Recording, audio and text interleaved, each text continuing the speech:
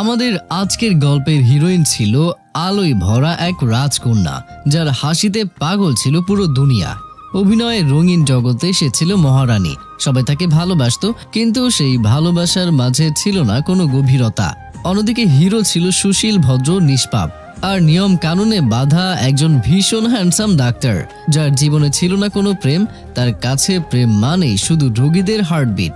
বিশ্বাসও করতো না ভালোবাসা সত্যি হয়। তার কাছে প্রেম মানে শুধুই সময় অপচয়। তাদের দেখা হবার কথাও ছিল না কখনো, কিন্তু বিধাতা একটা ছক কষে বসেছিল অনেক আগেই, আর এরই সূত্র ধরে গল্পটা এগিয়ে যায়। বিশ্বাস করেন, গল্পটা এত সুন্দর, একবার গল্পে ঢুকে গেলে শেষ করা না পর্যন্ত আর কিছুই ভালোই লাগবে না। তো স্বাগতম ফিল্ম ফান্টার নতুন আরো একটি কোরিয়ান ড্রামাতে। তো চলুন আর কথা না বাড়িয়ে ডুব দেই আজকের গল্পে।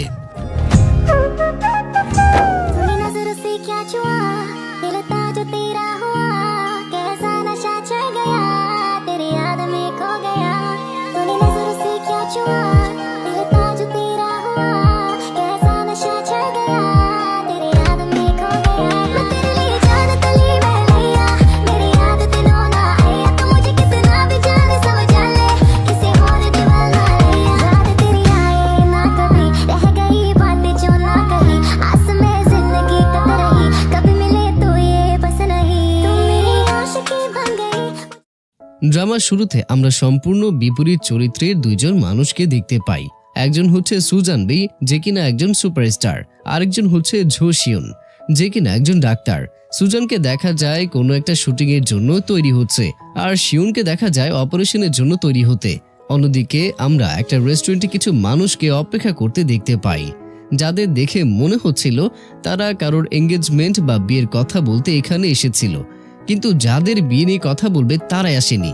পরবর্তী দৃশ্যে আমরা ডাক্তার ঝো শিউনকে দেখি, যে কিনা খুবই মনোযোগ দিয়ে মেডিকেল রিপোর্ট চেক করছিল। এমন সময় শিউনের অন্য এক কলিগ শাওয়ান সং এসে বলে, অপারেশনের পর দেখে অনেক ব্যস্ত হয়ে গেছো, এত ব্যস্ত যে খাওয়া দাওয়া করতেও ভুলে যাচ্ছ। এরপর সেই কলিগ শিউনকে একটা টিফিন বক্স এগিয়ে দিয়ে বলে, খেয়ে নাও, শাওয়ান সং এর তরফ থেকে। শিউন বলে তার খিদে নেই। তখন সং বলে, আরে বাহ, আমাদের ডাক্তার সাহেব এত মহান হয়ে গেছেন যে বেঁচে থাকার জন্য তার খাদ্য নয়, বাতাস খেয়ে সে কাটিয়ে দিতে পারে। এরপর সং আয়নার সামনে গিয়ে বলে, আমি তো তোমার থেকে কম হ্যান্ডসাম নই, কম হট নই। কই, আমাকে কখনো কেউ তো কিছু দেয় না। তোমাকে তো দেখি রোজই কেউ না কেউ কিছু না কিছু দিয়ে যায়, লাইন মারতে যায়, আমাকে তো দেয় না। আমার মধ্যে কি এমন কম আছে? এই কথা শুনে শিউন ঠান্ডা মাথায় কথার মাধ্যমে সংকে ডাউন করে দেয়।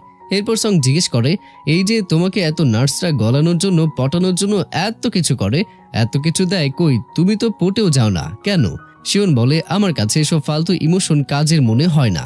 আমার কাছে নারী বা পুরুষ যেই আসুক না কেন, প্রথমে সে আমার পেশেন্ট, আর এটা ছাড়া আমাদের মাঝে এমন কিছু হবে না যা প্রশ্নবিদ্ধ করবে। সং বলে, এরকম হলে তোমার তো বিয়ে করাই মুশকিল, কোনোদিন বিয়েই হবে না। শিউন এবারও ঠান্ডাভাবে উত্তর দেয়, আমি এঙ্গেজড। এটা শোনার পর সং যেন আকাশ থেকে পড়ে, মানে এমন স্বভাবের একটা মানুষের বিয়ে ঠিক হয়ে গেছে, ভাবা যায়। পরের সিনে আমরা সুজানকে তার শুটিং স্পটে দেখতে পাই। সে তার সিনের শুটিং করছিল, কিন্তু হঠাৎ আরেকজন অভিনেতার টিম এসে তাড়াতাড়ি শুটিং স্পট ছেড়ে দিতে বলে, কারণ তারা অপেক্ষা করতে পারবে না। সুজান কিছুটা রেগে যায়, কারণ সে ভেবেছিল আগে আগে তার শুটিং শেষ করে সে চলে যাবে, কিন্তু তা এখন আর সম্ভব নয়। তখন সুজানের অ্যাসিস্ট্যান্ট উপরে দেখে ফেমাস অভিনেতা সু জাওয়ে শুটিং করতে এসেছে। সু জাওয়ের সাথে সুজানের চোখাচোখি হলে তারা একে অপরকে হাই দেয়। সুজানের অ্যাসিস্ট্যান্ট বলে, সু জাওয়ে যে কোম্পানির সাথে আছে তারা খুবই কড়া, তাদের সাথে ডিল করা কঠিন। পরের সিনে আবার শিউনের কেবিনে দেখা যায়। সং জিজ্ঞেস করে, তোমার মতো এমন কোল্ড হার্টেড মানুষ কিভাবে এঙ্গেজড হয়ে গেল? নাকি কেউ যেন বিরক্ত না করে এই জন্য বলছো? তাহলে আমাকে না বলে বাইরের যেসব মেয়েরা তোমার জন্য পাগল তাদের গিয়ে বলো। শিউন বলে, আমি মিথ্যা বলছি না, এটাই সত্যি। আসলে এখন পর্যন্ত শিউনকে যেরকম রোবটের মতো আচরণ করতে দেখা গেছে, তাতে মনেই হয় না এই মানুষটা বিয়ে সংসারের প্রতি ইন্টারেস্টেড। তারপর শিউন বলে, আজকে এঙ্গেজমেন্ট পার্টি ছিল, আর এতক্ষণে হয়তো শেষও হয়ে গেছে। তখন সং বলে, তাহলে তুমি এখানে কি করছো? তোমার এঙ্গেজমেন্ট আর তুমি যাওনি? শিউন বলে, আমার বাবা মা এসব ঠিক করেছে, আর তাছাড়া আমার আজকে অপারেশন ছিল, আমি এই জন্য যাইনি, তারা যা সামলানো সামলাবে। অন্যদিকে শুটিং সেটে সুজানের মা বারবার কল দিচ্ছিল, কিন্তু সুজান রিসিভ করে না, কিন্তু এক পর্যায়ে সুজানের অ্যাসিস্ট্যান্ট ভুল করে রিসিভ করে ফেলে। তখন তো সুজানের মায়ের বকাঝকা শুরু হয়ে যায় আর তাড়াতাড়ি তাকে আসতে বলে। মায়ের উপর রাগ ঝাড়তে ঝাড়তে এরপর সুজানও যখন গাড়ি নিয়ে বের হবে তখন হুট করে একটা ছেলে মাস্ক পরা অবস্থায় সুজানের গাড়িতে উঠে পড়ে। সুজান তো ভয় পেয়ে যায়। তখন ছেলেটা মাস্ক খুলে বলে, আরে আমি সুজাওয়ে। পেছনে ফ্যান তাড়া করছে তাই পালিয়ে বাঁচার চেষ্টা। তখন পেছনে দেখা যায় অনেক ফ্যান ফলোয়ার ছুটে আসছে ছবি অটোগ্রাফ নেওয়ার জন্য। সুজান তখন দ্রুত গাড়ি চালিয়ে সেখান থেকে বের হয়ে যায়, তাই ফ্যানরাও আর তাদের ধরতে পারে না। রাস্তায় সুজান অনেক জোরে গাড়ি চালাচ্ছিল, তা দেখে সুজাওয়ে শক্ত করে গাড়ি সিট আঁকড়ে বসে পড়ে আর সুজানকে আস্তে গাড়ি চালাতে বলে। সুজান বলে, আরে চিন্তার কোনো কারণ নেই, আমি তো রেসিং কার চালিয়েছি। সুজাওয়ে বলে, কবে, কখন? সুজান বলে, শুটিং সেটে, মুভি শুটিংয়ে। সুজাওয়ে বলে, ও 2 বছর আগের ঘটনা, আমি তখন দেশের বাইরে ছিলাম তাই দেখা হয়নি, তবে শুনেছি তুমি নাকি নিজেই সবটা অভিনয় করেছো, স্ট্যান্ডম্যান লাগেনি। সুজান তখন হেসে বলে, তোমাকে একটা সিক্রেট বলি, আমার আর তোমার মধ্যেই থাকবে। আসলে ওইখানে তো শুধু আমি গাড়িতে উঠেছি আর নেমেছি, বাকি সব কাজ স্ট্যান্ডম্যানই করেছে। এবার তো সুজাওয়ে ভয় পেয়ে যায়, সে ভাবতে থাকে একার গাড়িতে উঠলাম, বেঁচে বাড়িতে যেতে পারবো তো? এসব চিন্তা করতে করতেই তাদের গাড়ির সামনে একটা গাড়ি চলে আসে। সুজান কোনোভাবে পাশ কাটিয়ে গেলে আরেকটা গাড়ি তাদের সামনে এসে পড়ে। সেটার থেকেও যখন পাশ কাটিয়ে যায় তখন তারা একটা খাম্বার সাথে তাদের গাড়িটাকে লাগিয়ে দেয়। সুজান অনেক চেষ্টা করেও এটা আটকাতে পারে না, ফলে তাদের গাড়ি অ্যাক্সিডেন্ট করে আর তারা মারাত্মক আহত হয়। দ্রুত অ্যাম্বুলেন্সে করে সুজান আর সুজাওয়েকে হাসপাতালে আনা হয়। সুজান তো অজ্ঞান অবস্থায় ছিল, সুজাওয়ের হালকা জ্ঞান ছিল। আর সুজানকে যে হাসপাতালে আনা হয়, যে ডাক্তার তার চিকিৎসা শুরু করে, সে আর অন্য কেউই নয়, আমাদের জো শিউন ছিল। শিউন যখন প্রাথমিক চিকিৎসা দিচ্ছিল তখন সুজান ঝাপসা চোখে শিউনকে দেখে আর প্রথম দেখায় প্রেমের মতো সুজানের মনে কেমন যেন অন্যরকম অনুভূতি হয়। এরপর ছোট্ট একটা অপারেশনের পর সুজানকে একটা পাবলিক কেবিনে রাখা হয়। সেখানে পাশের কেবিনে একটা বয়স্ক লোক বারবার সুজানের দিকে উকি মারার চেষ্টা করছিল, বারবার বলছিল, আমি তোকে চিনি। সুজানের এজেন্সি ম্যানেজার উডি তো বারবার বিরক্ত হয়ে ঝাড়িয়ে দিচ্ছিল। আসলে সেলিব্রিটিদের এটাই সমস্যা, অনেক রেস্ট্রিকশনের মধ্যে থাকতে হয়। অবশ্য তারা যে সাধারণ মানুষ এটা অন্যরা ভুলে যায়, এই জন্য এত বাধা ধরা নিয়ম। তো এরপর সুজানের যখন জ্ঞান ফিরে আসে তখন সে হালকা হালকা করে শিওনের ব্যাপারে বলতে থাকে। সুজানের কথা শুনে মনে হয় শিওনকে একবার দেখে সে ইমপ্রেস হয়ে গেছে। এর মধ্যেই আবারও পাশের কেবিনের বয়স্ক লোক এসে বলে, আরে একে তো টিভিতে দেখেছি, অভিনয় করে, সেলিব্রিটি অভিনেত্রী। এবার উডি তো রেগে মেগে উঠে তাকে মারতে যাবে এমন ভাব। তখন বয়স্ক লোকটা তাড়াতাড়ি চাদর মুড়ি দিয়ে শুয়ে পড়ে। উডি এবার ডাক্তারের সাথে দেখা করতে আসে। তখন সে শুনতে পায় সং শিউনকে বলছে, তুমি কি আবার এই অভিনেত্রীকে দেখে ইমপ্রেস হয়ে গেলে নাকি? অবশ্য তোমার মতো রোবোটিক হৃদয়ের মানুষ কিভাবে বা সৌন্দর্যে বিমোহিত হবে? তুমি সুজানের জন্য পারফেক্ট না। সুজানের জন্য চাই আমার মতো হ্যান্ডসাম রোমান্টিক হৃদয়ের কাউকে। এমন সময় উডি রুমে আসে আর জিজ্ঞেস করে সুজানকে প্রাইভেট কেবিনে দেওয়া যায় কিনা। শিওন বলে, এখন কোনো ভিআইপি রুম খালি নেই। কিন্তু সং এগিয়ে এসে বলে, আরে নেই কে বলল, আমি ব্যবস্থা করে দিচ্ছি। এখন সং ভাবছে তার এই মহান কাজের জন্য অভিনেত্রী সুজান ইমপ্রেস হয়ে যাবে। এরপর সং এর সহায়তায় সুজানকে একটা ভিআইপি কেবিনে নেওয়া হয়। এখানে শিওনের কলিগ উডির সাথে ভাব জমাতে যায়, কারণ ম্যানেজারকে পটাতে পারলেই রাস্তা অর্ধেক ক্লিয়ার। এবার সং উডিকে জিজ্ঞেস করে, অভিনেতা জো ইমিং এর সাথে কি সুজানের রিলেশন চলে কিনা। উডি বলে, এগুলো গুজব ছাড়া আর কিছুই নয়।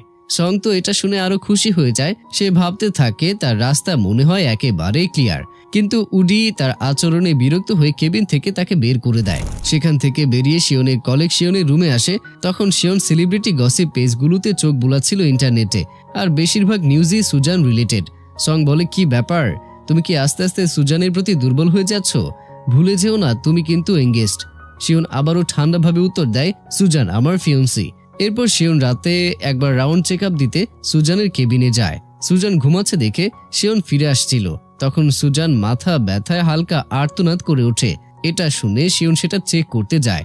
তখন সুজানের যেন কি একটা হয়, সে যেন তার স্বপ্নের পুরুষকে সামনে পেয়ে গেছে। ঘুমের ঘোরে সুজান কিস করে বসে শিওনকে।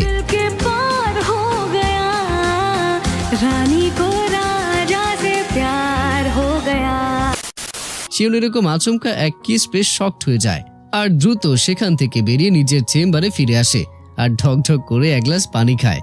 শিওনের হার্টবিট অস্বাভাবিকভাবে বেড়ে গেছে। স্বাভাবিক ব্যাপার, জীবনের প্রথম কিস একটু স্পেশালি হয়, আর তার যদি এরকম আচমকা হয় তবে তো মানুষ চমকে যাবেই। রাতে আমরা সুজাওয়েকে দেখি যে হাতে ব্যান্ডেজ অবস্থায় বাসায় ফিরে আসে। এরপর টিভিতে নিউজে দেখতে থাকে যেখানে বিশেষ খবর ছিল সুজানের গাড়ির অ্যাক্সিডেন্ট। সুজাওয়ে হয়তো সেখান থেকে পালিয়ে গিয়েছিল। পরের দিন সকালে সুজানের যখন জ্ঞান ফিরে আসে তখন উডি পাশেই বসেছিল। সুজানের জ্ঞান ফিরলে উডি বলে, তোমার সামান্য সার্জারি হয়েছে, এখন রেস্ট নাও। সার্জারির কথা শুনে সুজান তো কান্নাকাটি শুরু করে দেয়। তার চেহারা নষ্ট হয়ে গেছে কিনা, কি সার্জারি, কেন সার্জারি, মুখে দাগ হয়ে থাকবে কিনা, ইত্যাদি ইত্যাদি। এরপর উডির কাছে আয়না চায় দেখার জন্য। আয়নায় সুজান দেখে তার কপালে সামান্য আঘাত লেগেছে, দুদিনে সে সুস্থ হয়ে যাবে, আর এই দাগও থাকবে না। তখন সুজানের চোখ পড়ে তার হাতে থাকা একটা মাস্কে, যেটায় লিপস্টিকের দাগ ছিল। সেটা দেখে সুজান চিৎকার করে উডিকে বলে, আমার ফার্স্ট কিস চুরি হয়ে গেছে। উডি বলে, স্বপ্নে দেখেছে হয়তো, কিন্তু সুজান মাস্ক দেখায়। সুজান যখন কিস করেছিল তখন সেখান থেকে চলে আসার সময় তাড়াহুড়ো শিওনের মাস্ক সেখানে খুলে যায়। এরপর তো উডি রেগেমেগে ডাক্তারের সাথে এটা নিয়ে কথা বলতে যায়। এরপর শিওনের চেম্বারে ঢোকার আগে সং উডিকে আটকায় আর জিজ্ঞেস করে, সুন্দরী অভিনেত্রী কি রাতে ঠিকমতো ঘুমাতে পেরেছে? আমি কি তাকে চেক আপ করতে যাব? কিন্তু কে শোনে কার কথা? এদিকে উডি এখন মনে মনে সঙ্গের উপর ক্রাশ খেয়ে ফেলেছে। এখন সঙ্গকে নিয়ে উডি রোমান্টিক ফিলিং হতে শুরু করে। তার মধ্যে আবার চিন্তা করে সঙ্গই হয়তো কাল রাতে সুজানকে কিস করেছে। এবার সঙ্গের হাত ধরে টানতে টানতে উডি হাসপাতালে ডিরেক্টরের রুমে নিয়ে যাচ্ছিল। এদিকে শিওন আসে সুজানের রাউন্ড চেক আপে। শিওন যখন সবকিছু পরীক্ষা করে দেখছিল তখন সুজান খেয়াল করে যে আসলে এই সেই ছেলে যাকে সে প্রথম দিন দেখেই ইমপ্রেস হয়ে গিয়েছিল, আর এই ছেলেকে হয়তো রাতে সুজান কিস করে ফেলেছে। কিন্তু ছেলেটা এখন এত স্বাভাবিক কিভাবে? মন নাকি পাথর, নাকি লজ্জায় কিছু বলতে পারছে না, অথবা মনে মনে পছন্দ করে ফেলেছে? এসব নিয়ে সুজান তার মনের সাথে তর্ক করতে থাকে। কি করবে সে? কি হচ্ছে এসব? শিওনের তেমন কোনো পরিবর্তন নেই, স্বাভাবিকভাবেই সব চেক করে রেস্ট নিতে বলে সে চলেই যাচ্ছিল। তখন সুজান ডেকে বলে, তুমি কি কাল রাতে ছিলে? শিওন বলে, তোমার সার্জারি হয়েছিল, অ্যানাস্থেসিয়ার প্রভাব ছিল, তাই তোমার এরকম ভুল হতেই পারে, আমি তোমাকে দোষ দিচ্ছি না। এই বলে শিওন চলে যায়। কিন্তু সুজান তো এই কথা শুনে রাগে অস্থির হয়ে যায়, কারণ যাবার সময় সুজানকে সে দোষ দিয়ে গেল কেন। এবার ডিরেক্টরের চেম্বারে কমপ্লেন করে উডি। ডিরেক্টর বলে, ডাক্তার সং এই ধরনের কাজ করতে পারে না, সে হয়তো দুষ্টুমি করতে পারে, তবে এই ধরনের কাজ করতে পারে না। উডি বলে, আমার কাছে প্রমাণ আছে। সং বলে, এরকম সার্জিক্যাল মাস্ক যে কেউ কিনে ব্যবহার করতে পারে। উডি বলে, তাহলে এত বড় হাসপাতালে সিসিটিভি ক্যামেরা তো আছেই, ফুটেজ বের করেন, কে গিয়েছিল আমি দেখতে চাই। ডিরেক্টর উডিকে সমাধান দেওয়ার আশ্বাস দেয়। উডি এরপরে চলে যায়। সং ডিরেক্টরকে ধন্যবাদ দেয় সাহায্য করার জন্য, কিন্তু ডিরেক্টর এবার সঙ্গে মারতে থাকে আর বলে, তোমার স্বভাব কোনোদিন ভালো হলো না, কখনো নার্স কখনো রোগীদের সাথে ফ্লার্ট না করলে তোমার ভালোই লাগে না। তখন সং লজ্জায় পড়ে যায়, কারণ বাইরে থাকা নার্সরা এটা দেখে হাসাহাসি করছিল। উডি এরপর সুজানের রুমে ফিরে এসে দেখে সুজান রেগে আগুন, কারণ কাল রাতে কিস করা সেই ডাক্তার আবার এসেছিল। এবার উডি বলে, আবারও এসেছিল, এবার তো দেখেই নেব। কিন্তু পরে উডি খেয়াল করে সং তো তার সাথে ছিল, তাহলে সং রাতে কিস করেনি, অথচ সেই ডাক্তার সংকে সে সন্দেহ করেছিল। এই ভেবে উডি যখন রুম থেকে বের হয় তখন সং এর সাথে তার অনেক জোরে ধাক্কা লাগে। সংকে সে সরি বলতে যাবে, কিন্তু সং তো উডিকে দেখেই দৌড় দেয়, আর সে এত জোরে দৌড় দেয় যেন অলিম্পিকে সে ফার্স্ট হয়ে যাবে। দৌড়াতে দৌড়াতে সং সিঁড়ি দিয়ে একতলায় নেমে আসে। উডি তো লিফট দিয়ে নেমে এসে সংকে ধরে ফেলে। সং পালিয়ে যাচ্ছিল, তখন উডি বলে, এবার আমি চিৎকার করব। এরপর সং থেমে গেলে উডি তাকে ভুল বোঝার জন্য ক্ষমা চেয়ে নেয়। কিছু সময় পরে সং যখন বুঝতে পারে তখন উডিকে হাত ধরে টানতে টানতে বলে, আপনি ক্ষমা চাইতে আসছেন? তাহলে ডাইরেক্টরের কাছে গিয়ে সব সত্যি বলে ক্ষমা চাইবেন, এভাবে আমার রেপুটেশন নষ্ট করবেন না। এরপর সে হাত ধরে টানতে টানতে উডিকে নিয়ে যাচ্ছিল। উডি তখন হাত ছাড়াতে না পেরে সং এর চোখে স্প্রে করে পালিয়ে যায়। সং তো চোখে হাত দিয়ে এক প্রকার কান্না করতে করতে বসে পড়ে মেঝেতে। এরপর আমরা দেখতে পাই সুজানকে তার মা কল করে আবারও বকাঝকা শুরু করে। এত বড় অ্যাক্সিডেন্ট হয়েছে জানালো না কেন? টিভি ইন্টারনেটে দেখে জানতে হলো কেন? সুজান বলে, তেমন কিছুই হয়নি, এখন ভালো আছে সে। এরপর সুজানের মা বলে, ওখানে ডাক্তার ঝোশিউন আছে, একটু কথা বলে দেখিস। সুজান জিজ্ঞেস করে, এই ঝোশিউন আবার কে? সুজানের মা বলে, এত তাড়াতাড়ি ভুলে গেলে নাকি, যার সাথে তোর বিয়ে ঠিক হয়েছে? সুজান ভাবে নামটা পরিচিত লাগছে। তখনই কেবিনে থাকা ডাক্তারের নাম দেখে তার মনে পড়ে, আরে এই তো সেই ছেলে যাকে দেখে সে ইমপ্রেস হয়েছে, কিস করেছে, আর এখন ছেলেটা এমন ভাব নিচ্ছে। দাঁড়াও, এবার আমি মজা দেখাবো। সবসময় মাস্ক পরে থাকে, আমি আর চেহারা দেখেই ছাড়বো। এরপর সুজান বাইরে উকি দিতে থাকে যে কখন শিওন আসে। তো এরপর যখন শিওন আসছিল তখন সুজান বিছানায় গিয়ে রেডি হয়। কিভাবে সে শিওনের মুখ দেখতে পারবে ভাবতে থাকে। শিওন এসে যথারীতি চেক আপ করে আর এক পর্যায়ে সুজান বলে, ডাক্তার সাহেব, আমি আপনার কথা বুঝতে পারছি না, আপনার মাস্ক খুললে ভালো হয়। শিওন না করে দেয়। সুজান জিজ্ঞেস করে, আপনি কি খুব পরিষ্কার পরিচ্ছন্নতা মেনটেন করেন? শিওন বলে, আমার ঠান্ডা লেগেছে তাই। সুজান তো হার মানবেই না। শিওন যাবার সময় তাকে আবারও সে আটকায় আর জিজ্ঞেস করে, আমার কপালে কি দাগ হয়ে থাকবে? এখনো আমি বিয়ে করিনি। শিওন বলে, এর জন্য আর যাই হোক বিয়ে আটকে থাকবে না। শিওন এরপর চলে যায়, কিন্তু সুজান এবার তার পিছু নেয়। আজ সে চেহারা দেখেই ছাড়বে। সুজান নিজেকে আড়াল করে শিওনের পিছু পিছু যেতে থাকে। শিওন তার চেম্বারে গিয়ে ড্রেস চেঞ্জ করতে শুরু করে, মাস্ক আর গায়ে শার্ট খুলে, আর তখনই দরজা খুলে সুজান ঢুকে পড়ে। তো দেখতে চেয়েছিল চেহারা, অথচ সে এখন পুরো শরীরই দেখে ফেলল। শিওন স্বাভাবিক থাকলেও সুজানের চোখ তো ছানা বড়া হয়ে যায়। আর এর মধ্য দিয়েই এই অসাধারণ ড্রামার ফার্স্ট পার্টটা শেষ হয়ে যায়।